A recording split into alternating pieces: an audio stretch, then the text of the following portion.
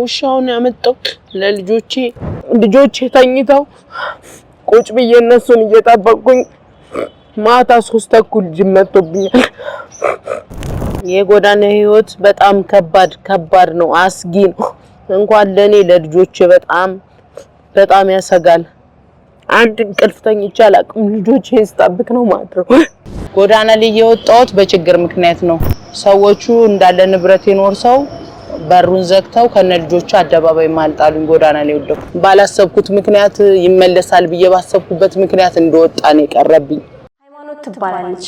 መጠጊያዋን በአዲስ አበባ መካኒሳ አካባቢ ጎዳና ዳር በመካነ ኢየሱስ ቤተክርስቲያን አጥር ጥግ በላስቲክ ቤት ውስጥ ከ2 ልጆቿ ጋር ኑሮዋን ትገፋለች። ሃይማኖት የመጀመሪያው ልጇ የኦቲዝም ተጠቂ ሲሆን ምንም አይነት የሕክምናና የትምህርት ድጋፍ አላገኘም። ሃይሚ ከጀርባዋ የመካነ ኢየሱስ ቤተክርስቲያንን ከፊት ለፊቷ ደግሞ ሁዳ መስጊድን ጎረቤት አድርጋ ወጪ ወራጁ በሚያት ሁኔታ ውስጥ ሆና 2 ህፃናትን ይዛ ቀን ዝናብና ፀሐይ በመሽት የሌሊት ብርድን መቋቋም አቅቷት መራራ ህይወትን ትገፋለች።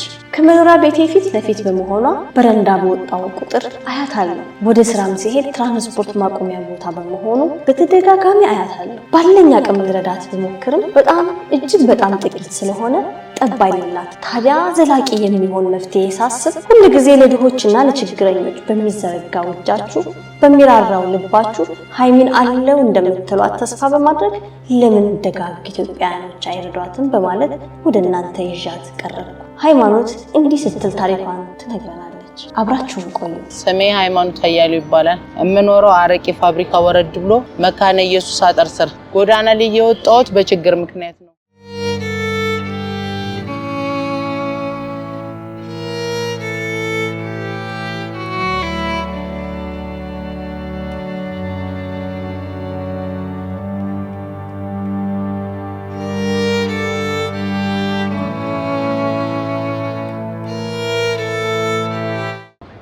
ቤት ኪራይ መክፈል ስላልቻልኩ ሰዎቹ እንዳለ ንብረት ይኖርሰው በሩን ዘግተው ከነልጆቹ አደባባይ ማልጣሉኝ ጎዳና ላይ ወደኩ።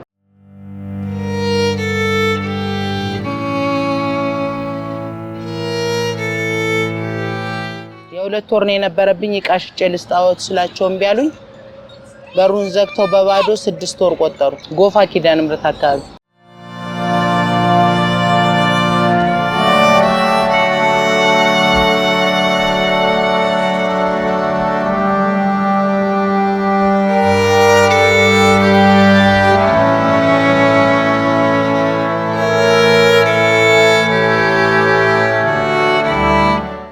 የ2 ወር ነበረብኝ 9000 ብር። እኔ ደግሞ ብር ስለሌለኝ እቃዬ ንብረቴ ነው ልሽጥና ልስጦት ስላቸው አይሆንም ብለው በሩን ዘግተው ከነልጆቹ አደባባይ ማልጣሉ። የነበረኝ ንብረት ሜትር ከ50 አልጋ፣ ሜትር ከ50 ቁም ሳጥን፣ ኖርማል ቡፌ ሜትር ከ50፣ ቲቪ 32 ኢንች፣ ሶፋ፣ ቺፓዝም ነበረ፣ ቴፕ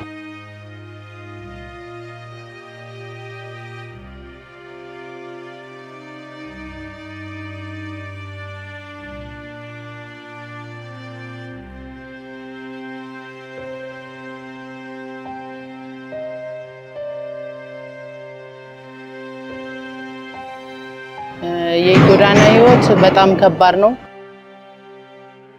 ከወጣው 1 አመት ሆኖኛል። ከነ ልጆቼ በጣም ብዙ ፈተና ብዙ ስቃዮች አሳልፌያለሁ።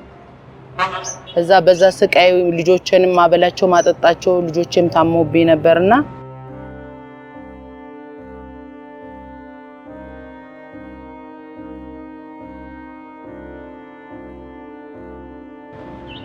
አንድ ያው ለልጆች የሚያዝል ልጅ ከሱ ጋር እንደ ጓደኝነት ጀምረን አብረን እየኖርን ነበር። በመኪና አደጋ ምክንያት እዚህ አዋሽ አረቂ ከፍ ብሎ በመኪና አደጋ ምክንያት ህይወቱ አልፏል። መኪናውም አልተያዘም። እኔም ከዛ በኋላ የከፋ ህይወት እያሳለፍኩ ነው ያለሁት። ልጆቼም ማብላትም ማጠጣትም አልቻልኩም። ስራ መስራት እንዳልችል በሽተኛ ልጅ ይዤ ነው ያለሁት። ኦቲዝም ልጅ አለኝ። በዚህ ምክንያት በጣም ብዙ ስቃዮችን እያሳለፍኩ ነው ያለሁት።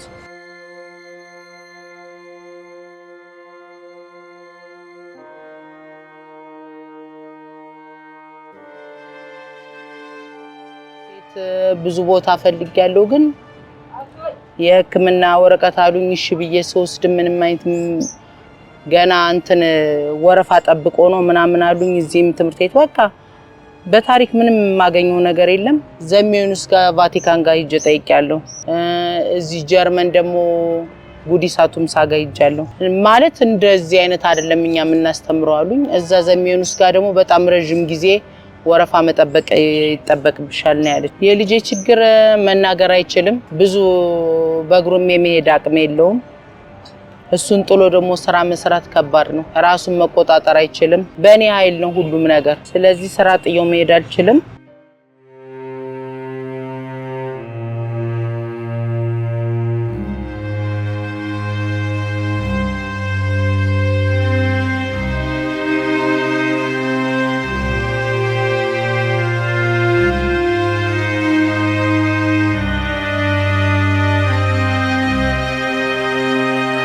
ቁጭ ብዬ እነሱ ብቻ ነው እና ልጆች ያው ለነፍስ ያለ ሲያልፍ ያየኝ ለልጆቹ ሲል ዳቦ የሚገዛላቸው ከሆቴል ተመላሽም ልጆች እያመጡ እሱን እያመጣው ነው ማበላቸው ያሉት የሚበሉትም የለም ከባድ ህይወት ነው ማሳልፈው እዚህ ጎዳና ላይ በጣም ሰክሮ መጥቶ ብዙ ነገር የሚናገር አለ ልደባደብ የሚል አለ ሊደፍርሽ የሚፈልጋለ በጣም ከባድ ህይወት ነው ያሳለፍኩት በተለይ ደግሞ እሱ ከሞተ በኋላ በጣም ብዙ ስለ ባለቤቴ በጣም ጥሩ ሰው ነው ለሰው አዛኝ ነው ለልጆች አዛኝ ነው ግን በቃ ባላሰብኩት ምክንያት ይመለሳል ብዬ ባሰብኩበት ምክንያት እንደወጣ ነው የቀረብኝ መኪናውም አልተያዘም መኪናው አናቱን ጭንቅላቱን እንዳለ ፍትፍት አድርጎ ነው ገጭቶ ጥሎት ይሄደ ካሜራው የሚታይብልኝ ብዬ ስጠይቅ አይሆንም መታየት አይችልም እኛ ገብተን አይተነው ታርጋውን አያሳይም ሰሌዳው አይታይም አሉን ፖሊሶች ያሳይጀ ጠይቄ ነበር ያዋሽም አለ ያረቂ ፋብሪካም አለ የሆነ ጊዜ ከሱ ጋር ተጣልቼ ብቻዬን ቁጭ ብዬ በር የለውም ዝም ብላ ሻራ ልብሻት ነበርና አንዱ ዘሎ ሊገባብኝ ከዛ በቃ ውብዬ ጮኩና ተነስቼ ስተናነቀው ዝም በይ ችግር የለም እኔ ዝም ብዬ ዝች ጋልተኛ ሲለኝ እንዴት ተኛለ እነዚህ ልጆች ይዤ ምናምን ስለው ልጆች አሉ እንዴ ሲለኝ አዎ ልጆች አሉ በቃ ልጆች ካሉ ሽሽሽ ብሎ ደንግጦ የት እንደሄደም አላየሁት ከዛ እየሮጠ የት እንደሄደም አላየሁት እየሮጠ ወደዛ ሄደ የጎዳና ህይወት ለሴት ልጅ በጣም ከባድ ነው አስከፊ ነው ብዙ ፈተና ተፈተንበታለች አይደለም ከልጅ ጋር እንጃ ብቻን ይከብዳል በጣም ብዙ መስዋዕት ከፍያለሽ እኔ ከመንግስት የምፈልገው እንደዚህ ጋር ልጆቼን ይጀማርፍበት ልጆቼ ወጣው ትምህርት ቤት የሚማሩበትን እድል ነው የኢትዮጵያ ህዝብ መቼም ያው ሁሌም በመተባበር የታወቀ ነው ልጆቼን አይተው የሆነ ነገር እንዲያደርጉልኝ ነው የምፈልገው አሁን ያለውበትም በፊት ከነበርኩበትም በቤት ኪራይ ችግር ነው የወጣሁት አሁን ደግሞ ሸራው ጥሬ እየኖርኩ ነበር እሱም በኮሪደር ምክንያት ተነሽ እየተባልኩ ነው እሱም በኮሪደር ምክንያት ሊያነሱኝ ስለሆነ የሚሄድበትም ገባበትም ወድቅበትም የለኝ ስለዚህ ባካችሁ የኢትዮጵያ ህዝብ እርዱኝ ለልጆቼ ስትሉ እርዱኝ ባካችሁ እርዱኝ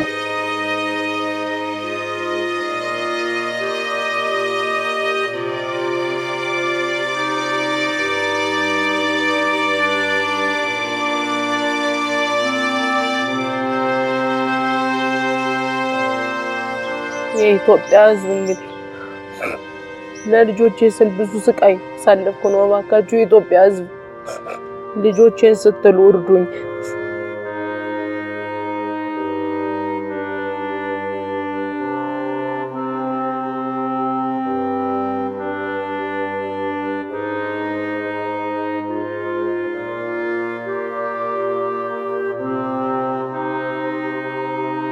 የጎዳና ህይወት በጣም ከባድ ነው አስጊ ነው እንኳን ለኔ ለልጆቼ በጣም ያሰጋል አንድ እንቅልፍ ተኝቼ አላቅም ልጆቼን ስጠብቅ ነው ማለት ነው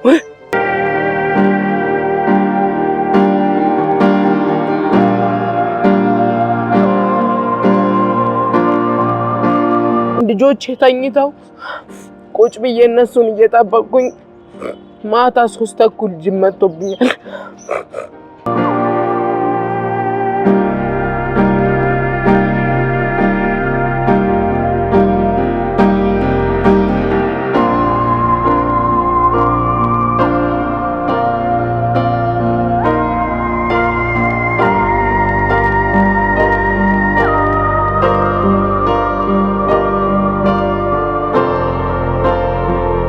ውሻውን ያመጣው ለልጆቼ ለኔም ጠባቂ ነው።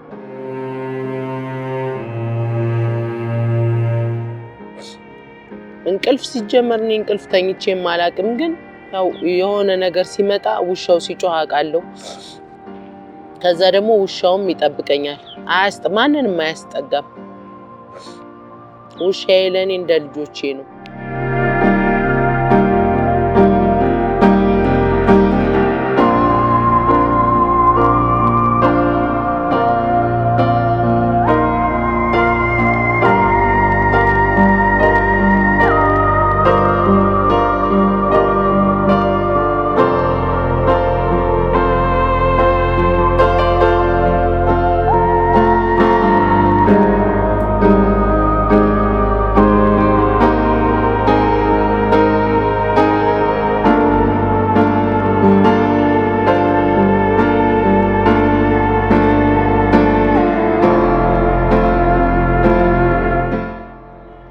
ከመጠለያ እርዳታ ውጪ የምፈልገው በሽተኛ ልጅ ስላለኝ ወጥቼ ተንቀሳቅሼ እንደልቤ እንደፈለኩት መስራት ስለማልችል ልጆቼን ይዤ በአቅራቢያዬ ሙያ አለኝ፣ አቅም አለኝ፣ ጉልበት አለኝ፣ እንጀራም ሆነ ምግብም ሆነ ሁሉን ነገር መስራት ስለምችል አቅም ስላለኝ ከመጠለያ ውጪ ደግሞ እቤቴ ሆኜ የምሰራበት እድል ቢፈጠርልኝ የኢትዮጵያ ሕዝብ የምለምነው እሱን ነው። እኔ ከዚህ በፊት ቡክ ራሱ የለኝም ነበር እና ሰዎች ያቅማቸውን መርዳት የሚችሉ ግዴታ አካውንት ያስፈልግሻል እና ሰው ያቅሙን እንዲረዳሽ አካውንት ቡክ ክፈች ብለው ሲሉኝ ከዚህ በፊት ቡክም የለኝም ነበርና ትናንትና ነው ቡክ ራሱ ያወጣሁት 1071 99 79 517 ሃይማኖት አያሌው ታዬ። እኔን የምትፈልጉ አድራሻዬ አረቂ ፋብሪካ ወረድ ብላችሁ ከመስጊዱ ፊት ለፊት መካነ ኢየሱስ አጥር ስር ነው ያለሁት። ስልክ ቁጥሬ 0913 37 89 67 በማንኛውም ሰዓት ብትደውሉ ታገኙኛላችሁ።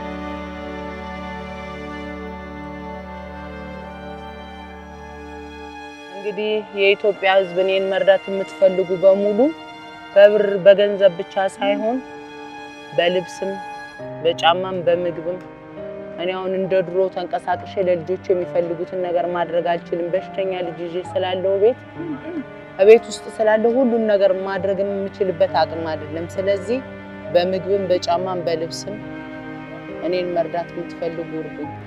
የልጆች አባት ያው ሰውነን ዝም ብለን ታጋጭተን ነበርና ስራ በሄደበት በዛው በወጣበት ነው የቀረ።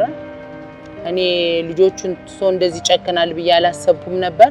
ዛሬ ይመጣል ነገ ይመጣል እያልኩኝ በዛው አድራሻውን አጥፍቶ ነው የጠፋብኝ። ከጠፋ 6 አመት ሆኖታል። በፊት አንዳንዴ እየመጣያቸው ነበር። የሆነ ሳንቲም በ6 ወር በመናምን በ4 ወርም እየመጣ ያያቸው ልብስም እየሰራ እየሰጣቸው ነበር የሚሄደው። ከዛ በኋላ ግን በቃ 3 አመት ይሆነዋል ከነጨራሹ መጥቶ ማያቅም። በስልክም ተገናኝተን አናቅም፣ የት እንዳለም አናቅም። እኔ ለልጆች የምመኘው ደና ህይወት ከዚህ ከጎዳና ወጥተው ደና ህይወት እየኖሩ እንደ ድሯቸው በልተው ጠግበው እኔም ሳልሳቀቅ ልጆቼም ሳይሳቀቁ በልተው ጠግበው የሚፈልጉትን ነገር አድርገው ትምርታቸውን እየተማሩ ሁለተኛ ደግሞ አንደኛው የሚያመው ልጄ ደግሞ የመድኃኒዓለም ፈቃድ ሆኖ ህክምናም ትምርት ቤትም እሱን ያለ መርዳት የሚችል ሰው ሁሉ ቢረዳልኝ ደስ ይለኛል። ኦቲዝም ነው ልጄ። ያው ልጆቼ በፊት ደና ኑሮ ነበር የሚኖሩት፣ የሚፈልጉትን ነገር ይደረግላቸዋል። እሺ በመጨረሻ መናገር የምፈልገው እስካሁን የተናገርኩትን የኢትዮጵያ ህዝብ በሙሉ ሰምቶኛል። ችግሬን ተናግሬያለሁ። ከነ ልጆች ያለውበትን ሁኔታ ሁሉ ተናግሬያለሁ። የኢትዮጵያ ህዝብ ልጆቼን አይቶ እኔን አይቶ ዝም እንደማይል በሙሉ ተስፋ አተማመናለሁና የኢትዮጵያ ህዝብ በሙሉ ልጆቼን አይታችሁ እርዱኝ። ከዚህ በፊት ለተደረገልኝም ነገር ስለወደፊቱም በእርግጠኛ እንደ የኢትዮጵያ ህዝብ ልጆቼን አይቶ ዝም እንደማይል አውቃለሁ። ስለዚህ ከዚህ ህይወት ወጥቼ የተሻለ ህይወት እየኖርኩኝ የኢትዮጵያ ህዝብ ላመሰግን እንደገና አመጣለሁ። አመሰግናለሁ።